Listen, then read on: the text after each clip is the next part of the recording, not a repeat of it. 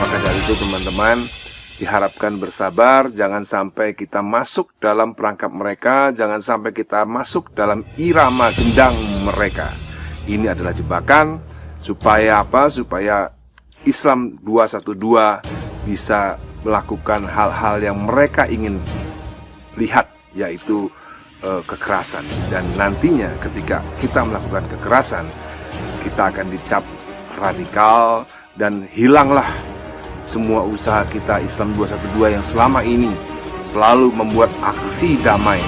Dan itu sudah kita tunjukkan kepada dunia, jangan sampai ternoda hanya gara-gara satu tikus got jorok ini. Akhirnya terbongkar, jenderal tua di belakang Abu Janda. Kalau liver daripada sejarah biasa, kalau kan ini buzzer ini kan piaraan itu. Jadi kalau si pengasuhnya udah malas ya dia lepas aja kan. Begitu dalam sejarah itu di mana-mana, di Amerika juga begitu. Kalau udah nggak diperlukan oleh intelijen ya udah diganti formatnya. Jadi ini sebetulnya kayak ada lagu dulu yang saya suka betul itu tahun 90-an akhir atau 2000 awal itu, yang dibawain oleh Bahamen, judulnya Who Let the Dogs Out. Siapa yang bikin anjing-anjing itu menggonggong tuh? Who lets the dogs out? Who? Nah itu juga tuh. Itu juga yang terjadi. Pengasuhnya yang mesti ditanya tuh, kenapa udah lepasin anjing-anjing itu kan? Ini lagu loh. Jadi begitulah politik. Kalau yang disebut kakak pembina lah, pengasuh senior lah, ya udah malas karena nggak berguna kan. Jadi begitu nggak berguna ya udah dilepas, nggak lagi diasuh kan. Nah ini kasusnya begitu juga tuh. Atau sama dulu seperti ada tentara Jepang yang tersesat di hutan Sulawesi kalau nggak salah itu. Itu setelah 40 tahun baru ketahuan bahwa dia sebetulnya tercecer dari pasukannya tuh. Padahal perang udah selesai, dianggap perang masih berlangsung tuh. Dia sembunyi di hutan sampai dia kelaparan keluar lalu cari makan di desa dan akhirnya tertangkap, bukan sebagai maling tapi sebagai orang yang nggak ngerti bahwa dunia udah berubah itu. Karena waktu itu nggak ada internet, dia nggak bisa akses. Pemerintah Jepang udah menyerah. Karena itu akhirnya dia ikut menyerah pulang ke Jepang. Itu setelah 40 tahun, bayangkan. Perang udah selesai 40 tahun. Ini juga begitu. Ini orang-orang ini, buzzer ini nggak ngerti bahwa konstelasi elit udah berubah. Karena hitungan 2024 nggak ada lagi yang bertaruh hidup mati untuk membela sang junjungan itu. Jadi para penjilat ini nggak ngerti politik berubah. Masih aja sok jago berpikir bahwa ada yang akan lindungi. Nggak ada lah begitu-begituan. Jadi sebetulnya kedunguan lah yang menyebabkan seseorang itu melakukan terjebak di dalam delik hari ini tuh. Itu siapa namanya tuh, si makhluk itu tuh. Ya, makhluk beliau lah supaya ya, Oke.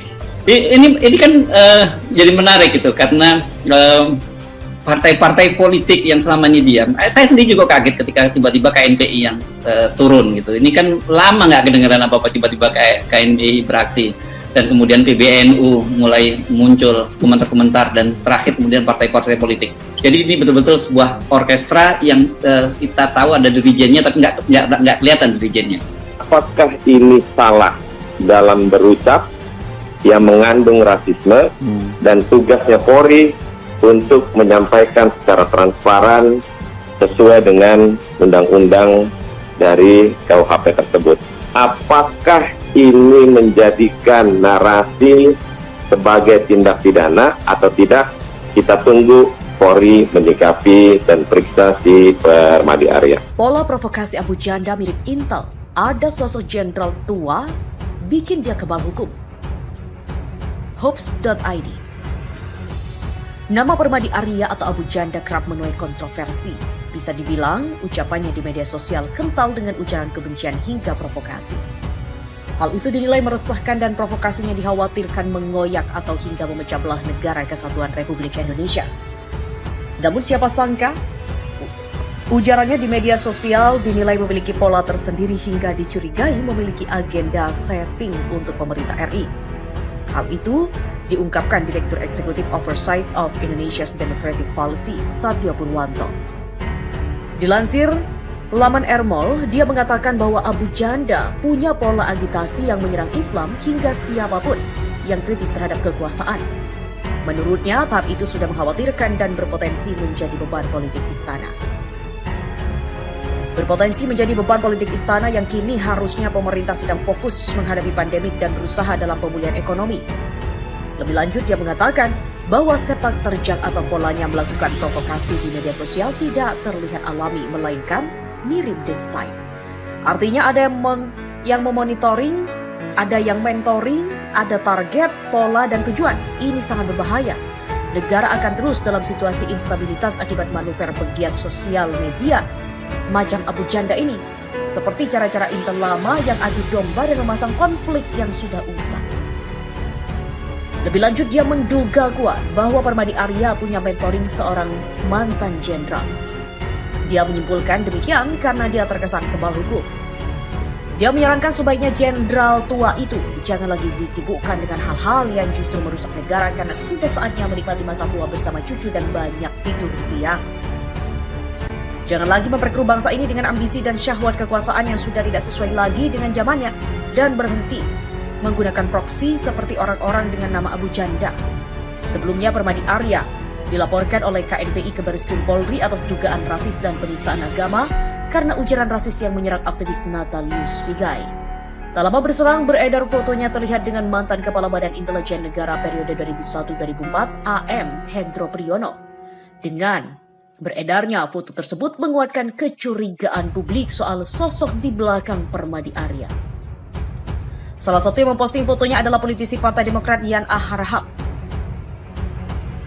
Sementara mantan Wakabin Abu Janda menyusup di NU dan Ansor.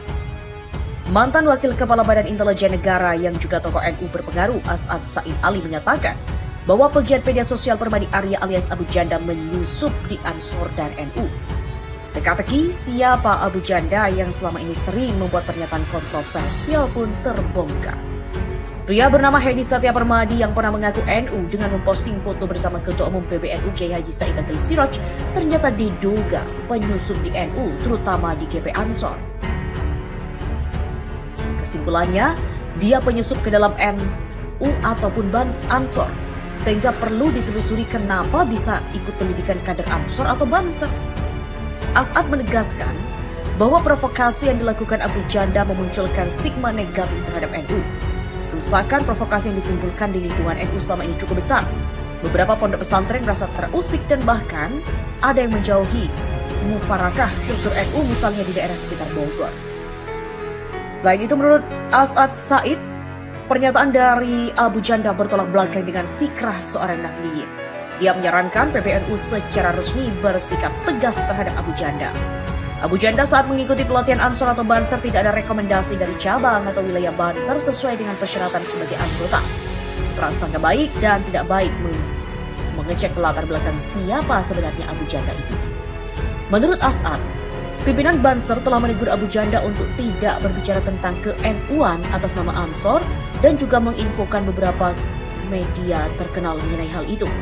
Persoalannya, dia sudah terlanjur pernah memakai seragam Banser di media dan publik menyangka dia bagian dari NU, padahal fikrah dan akhlaknya bukan pengikut Aswaja. Pola provokasi Abu Janda mirip Intel. Ada sosok jenderal tua, bikin dia kebal hukum. Hopes.id. Nama Permadi Arya atau Abu Janda kerap menuai kontroversi.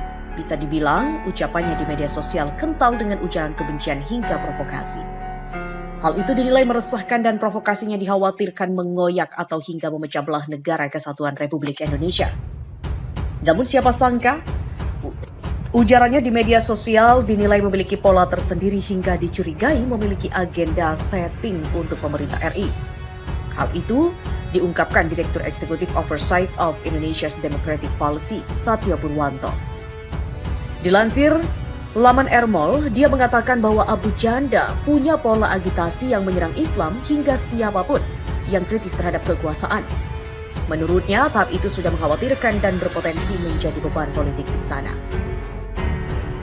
Berpotensi menjadi beban politik istana yang kini harusnya pemerintah sedang fokus menghadapi pandemik dan berusaha dalam pemulihan ekonomi. Lebih lanjut, dia mengatakan bahwa sepak terjang atau polanya melakukan provokasi di media sosial tidak terlihat alami, melainkan mirip desain. Artinya ada yang memonitoring, ada yang mentoring, ada target, pola, dan tujuan. Ini sangat berbahaya. Negara akan terus dalam situasi instabilitas akibat manuver pegiat sosial media macam Abu Janda ini. Seperti cara-cara Intel lama yang adu domba dan memasang konflik yang sudah usai.